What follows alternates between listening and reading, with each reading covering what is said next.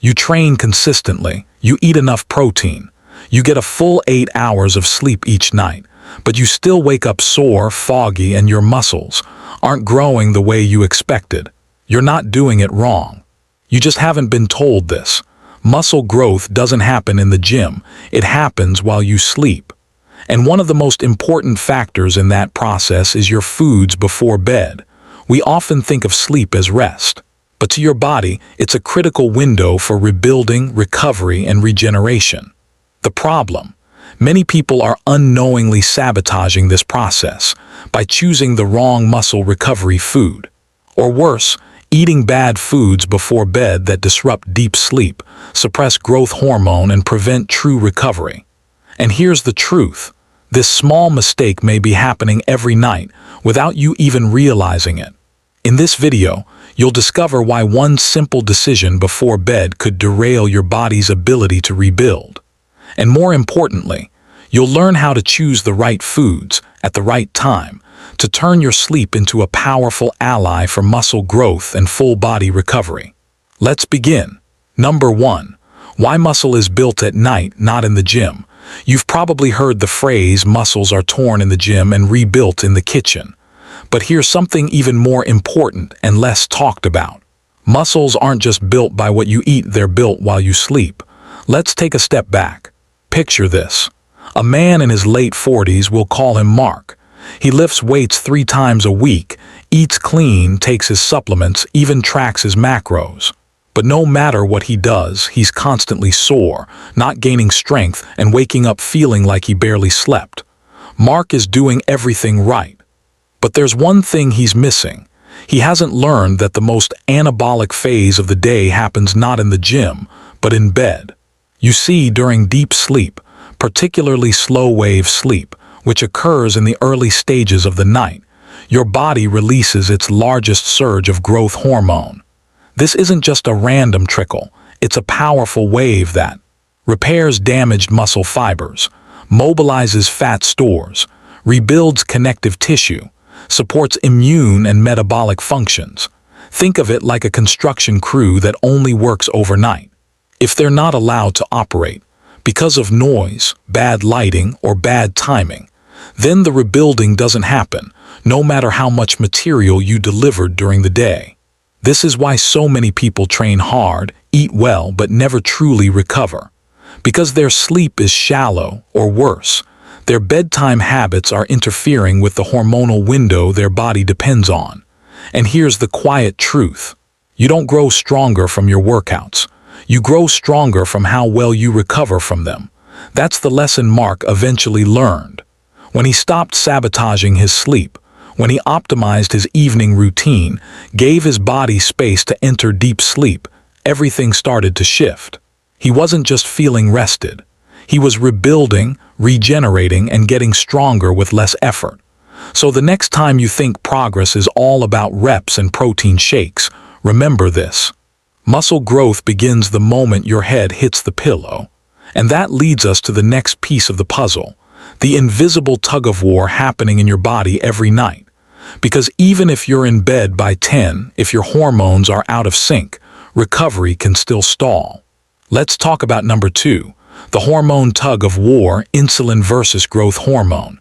Let's go back to Mark, the man we met earlier, lifting weights, eating clean, but still feeling stuck.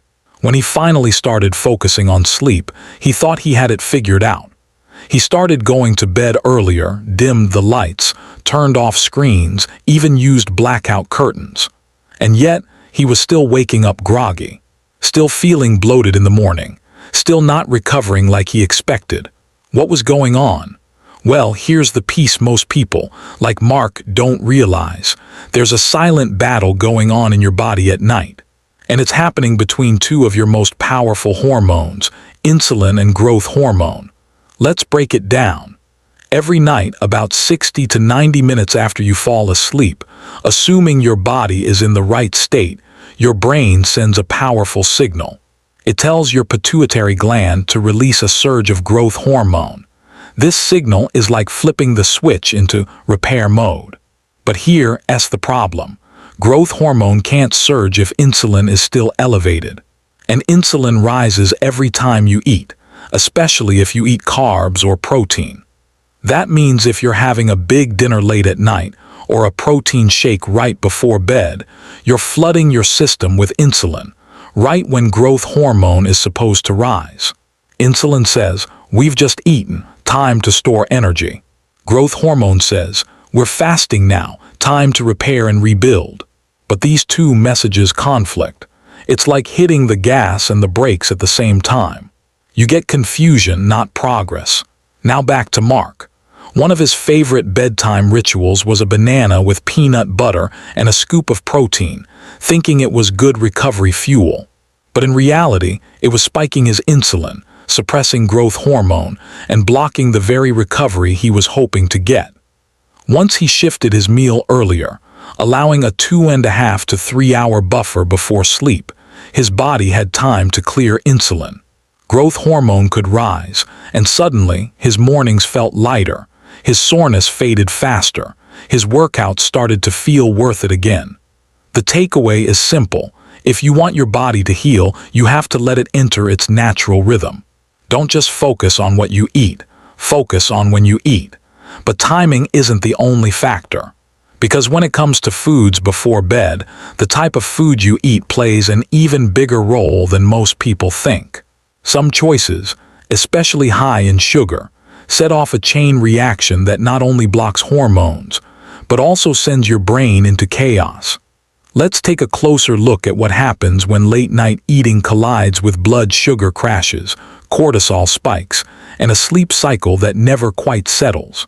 Welcome to number 3, late-night eating and the crash cycle, sugar, cortisol, chaos. Let's stay with Mark for a moment. After adjusting his meal timing, he noticed some improvement. He felt a little lighter in the morning, less bloated, a bit more refreshed, but something still wasn't right. He was still waking up around 3 a.m. several nights a week, mind racing, heart slightly elevated, sometimes even sweating a little. It felt like anxiety, but not quite. And even if he fell back asleep, he woke up tired. Sound familiar?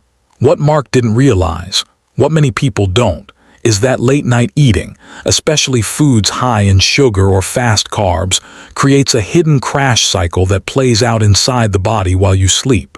Here's what happens. You eat something sweet. Maybe it's a bowl of cereal, a granola bar, or even fruit juice, thinking it'll help you relax before bed. At first, it works. Your blood sugar rises, insulin kicks in, and you feel a gentle wave of calm. But then, a few hours later, often during the first half of the night when your body should be entering deep sleep, your blood sugar drops. And when it drops too low, your brain interprets that as a threat. It senses, we're out of fuel. That's when cortisol steps in. It's your stress hormone, your backup system. It raises your blood sugar to restore balance. But it does something else too. It increases your heart rate, raises core body temperature, and pulls you out of deep sleep. So even if you're technically asleep, your body is now in a state of low-grade stress. And over time, that adds up to fragmented sleep, poor recovery, and a nervous system that never fully powers down. Mark's favorite bedtime snack used to be frozen yogurt. Light, sweet, comforting. But once he understood this crash cycle, he realized it was the source of those early morning wake-ups. He swapped it out for a protein-based snack earlier in the evening, and like clockwork, his 3 a.m. awakening stopped.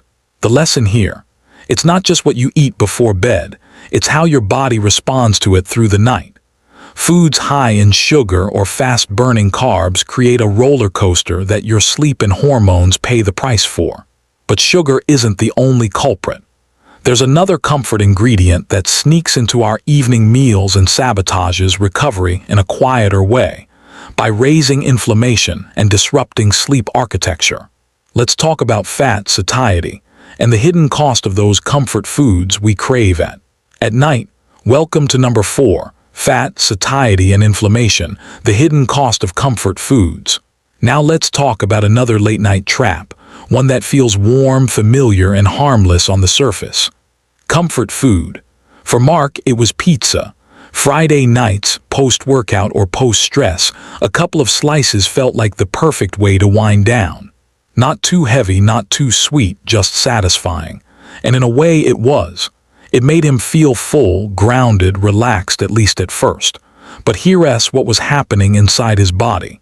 High-fat foods, especially those rich in saturated fat, have a sneaky way of interfering with deep sleep and spiking inflammation, without us even realizing it. Let me explain. Fat slows digestion. That's not always a bad thing. During the day, it can help with satiety. But at night, when your body is supposed to be shifting into rest and repair mode, a heavy, fatty meal keeps your digestive system working overtime. That keeps your core temperature elevated, delays your entry into deep sleep, and increases nighttime arousals.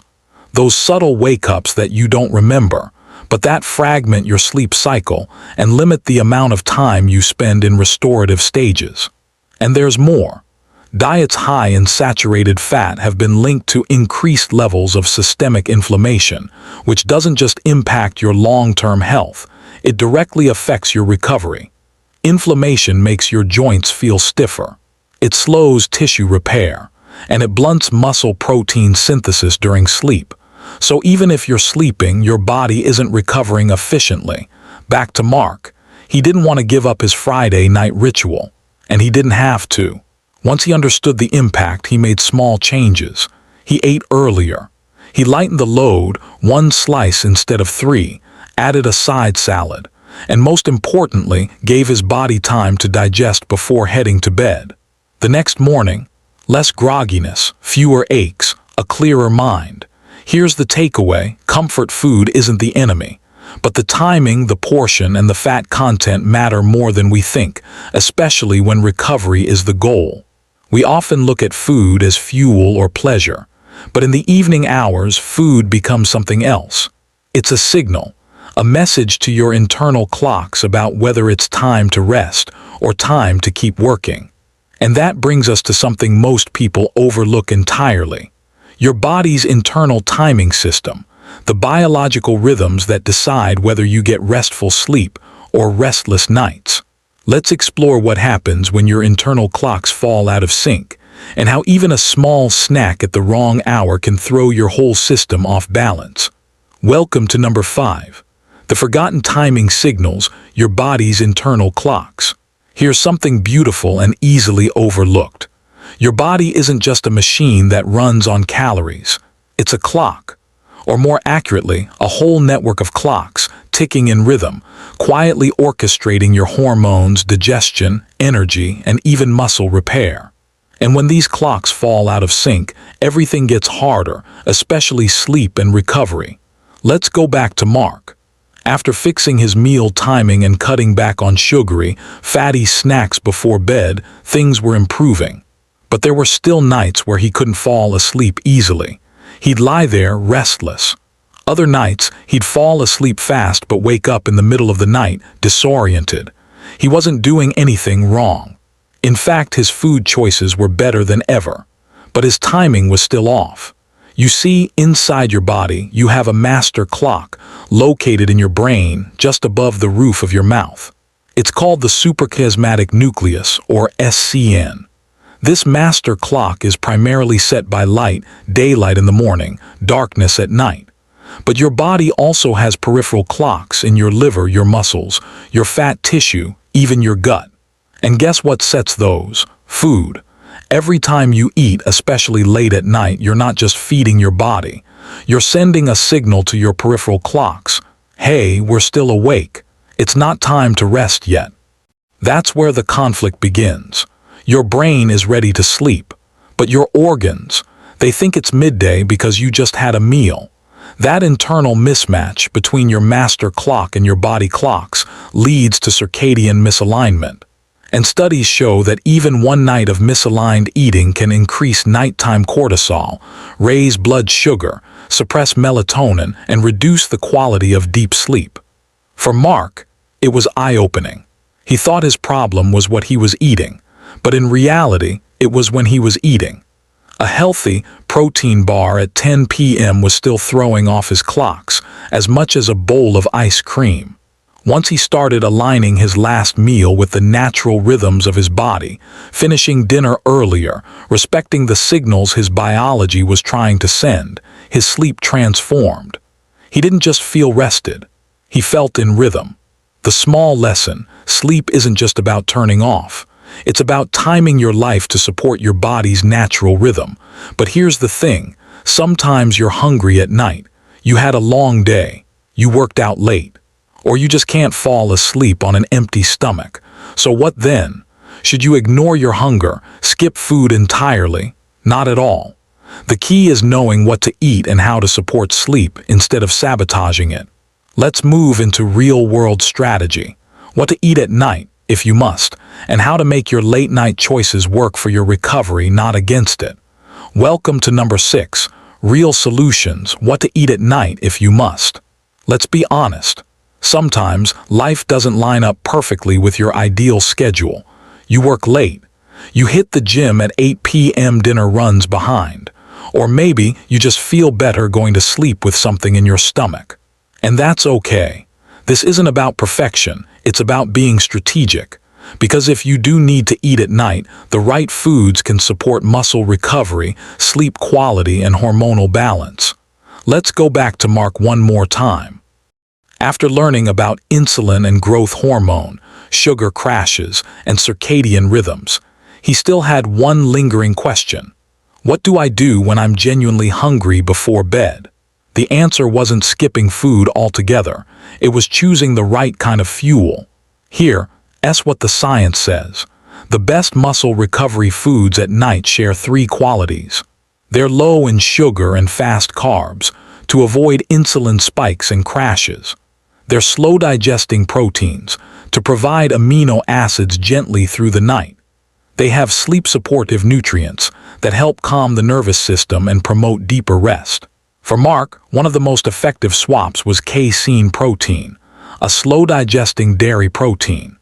Studies show that consuming casein 30 minutes before bed can boost overnight muscle protein synthesis without spiking insulin. Another great option: cottage cheese. Not only is it rich in casein, but it also contains tryptophan, a precursor to serotonin and melatonin, 2 key players in your sleep cycle. Some nights Mark paired it with a few slices of kiwi or a handful of tart cherries, both shown to support melatonin production. The result? He slept more soundly and felt more recovered the next day, without feeling heavy or bloated. For those who are dairy-free, collagen protein or bone broth powder can also be great alternatives. They're light, low in insulin impact, and deliver glycine, an amino acid that helps lower body temperature and promote deeper sleep. The key lesson: late-night eating doesn't have to be damaging, but it does have to be intentional. So if you must eat, skip the sugar, starch, and heavy fats. Choose something light, protein-rich, and easy to digest. Eat it at least an hour before bed, so your body has time to transition into recovery mode. Because when you feed your body right, even at night, you're not just curbing hunger, you're supporting growth, restoration, and long-term health. But food isn't the only factor in this equation. What you drink, or even what you think is harmless, might be quietly interfering with your ability to sleep and recover. Let's shine a light on some of the most surprising sleep saboteurs, the ones hiding in your favorite evening habits. Welcome to number 7, hidden sleep saboteurs: caffeine, alcohol, and dark chocolate. By now, Mark had dialed in his meals.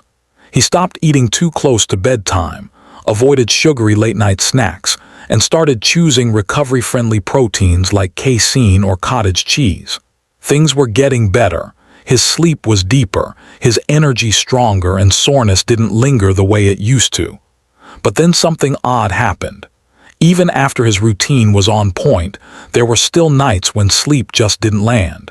He'd feel alert longer than usual, wake up multiple times, or start the day feeling like he hadn't truly rested. And it wasn't happening every night, just some. So he started looking more closely. And that's when he discovered a few quiet culprits, things he didn't think twice about: an evening glass of wine, a square of dark chocolate after dinner, a cup of green tea while reading before bed. Each of these seemed harmless, even healthy, but they all shared one trait. They contained compounds that interfere with deep sleep. Let's start with caffeine. Most people think caffeine is only a concern if you drink coffee after dinner. But caffeine has a half-life of about 6-8 hours, meaning if you have a cup at 2 p.m., a significant amount is still in your system by 10 p.m., and caffeine doesn't just keep you awake. It blocks adenosine, the chemical that builds sleep pressure in the brain. It also delays the onset of slow-wave sleep, which, as we've talked about, is when most of your muscle recovery and hormone regulation happens. Even small amounts, like the 20-30 mg in dark chocolate or green tea, can impact sensitive sleepers. Next is alcohol. We often associate a drink in the evening with winding down. And yes, it may help you fall asleep faster, but it comes at a cost. Alcohol disrupts REM sleep, increases nighttime awakenings, and prevents the body from fully entering restorative stages. In fact, research shows that even moderate drinking can suppress nighttime growth hormone secretion by up to 70%. That means your body might be in bed, but it's busy processing a toxin, not repairing tissue or balancing hormones. And then there's the surprise dark chocolate. Yes, it's high in antioxidants and magnesium, and yes, it has health benefits. But it also contains theobromine, a compound similar to caffeine that stimulates the nervous system. For Mark, the moment of clarity came when he swapped his post-dinner chocolate square for herbal tea. Within days, his sleep improved again. He didn't toss and turn. He fell asleep faster and woke up clearer. The small shift made a big difference. So here's the lesson. It's not just what you eat that matters before bed. It's also what you drink, nibble, or unknowingly consume that affects your nervous system. If better sleep and deeper recovery are your goals, cut caffeine by noon or at least 8 hours before bed. Avoid alcohol within 3-4 hours of sleep or eliminate it entirely. Skip chocolate, green tea, matcha, or energy teas at night. Opt for calming herbal blends instead. Because the smallest stimulant, taken at the wrong time, can undo all the good work you've done throughout the day. But there's one more overlooked factor that can block deep, restorative sleep, even if you've eaten well, timed your meals, and avoided all stimulants. And that's body temperature. Let's explore why cooling down may be the final switch your body needs to fully enter its most anabolic, healing sleep. Welcome to number 8, the cooling code, why temperature controls deep sleep. Let's shift gears for a moment. Because even after fixing your food, timing, and evening habits, there's still one more silent factor that can block your sleep and your body's ability to grow and repair. And that's temperature. You might not think much about how warm or cool your bedroom is, but your body cares a lot. Here's why. As evening falls, your body begins preparing for sleep by lowering core temperature. It's a signal from your internal clock, one that tells the brain it's time to enter deeper, more regenerative stages of rest. But if your environment stays too warm, because of a hot room, heavy bedding, or even a late workout, your body can't drop that temperature effectively. And when that cooling doesn't happen, deep sleep suffers. Let's go back to Mark. He had cleaned up his nighttime eating, stopped the late chocolate and wine, and started going to bed earlier. But oddly, his sleep was still light, fragmented. He tossed and turned, woke up sweating some nights, even in winter. Something wasn't right. That's when he learned about thermoregulation, the body's natural cooling process before and during sleep. He started making small changes, lowered the thermostat to 65 degrees, switched to breathable sheets, took a warm shower an hour before bed, which, surprisingly, helped his body cool down more rapidly once he got out. Even started sleeping with one foot outside the covers, and suddenly everything changed. He fell asleep faster, stayed asleep longer. His dreams became deeper and he woke up feeling not just rested but restored. Here's the lesson. Your body is designed to cool itself at night. But in our modern world, we often override that natural process without knowing it. Sleep scientist Dr. Matthew Walker notes that a drop of just 1 or 2 degrees Fahrenheit in core temperature is essential for triggering deep sleep.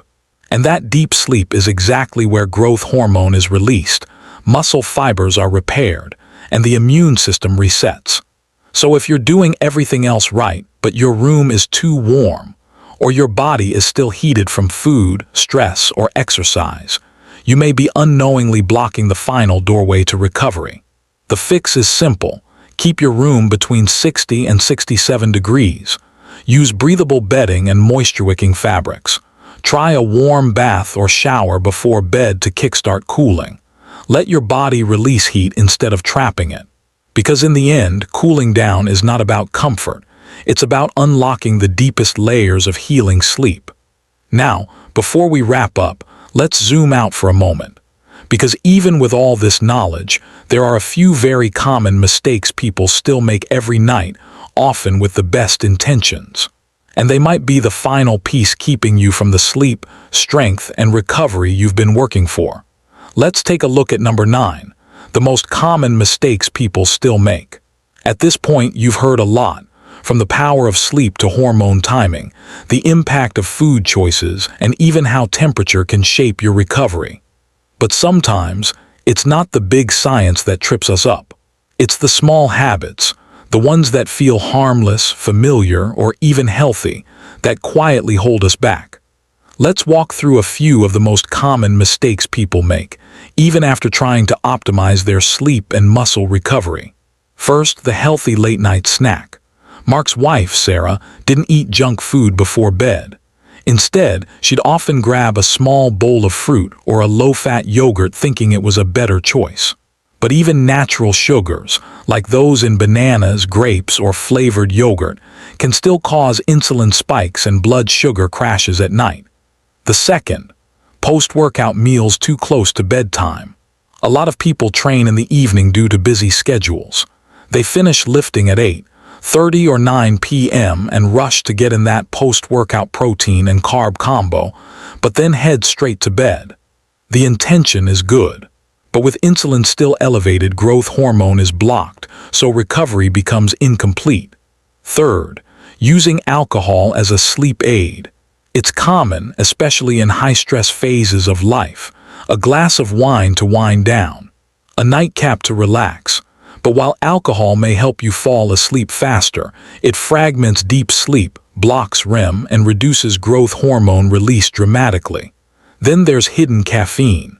Not just coffee. Think pre-workout supplements, matcha, protein bars with chocolate, or even energy herbal teas.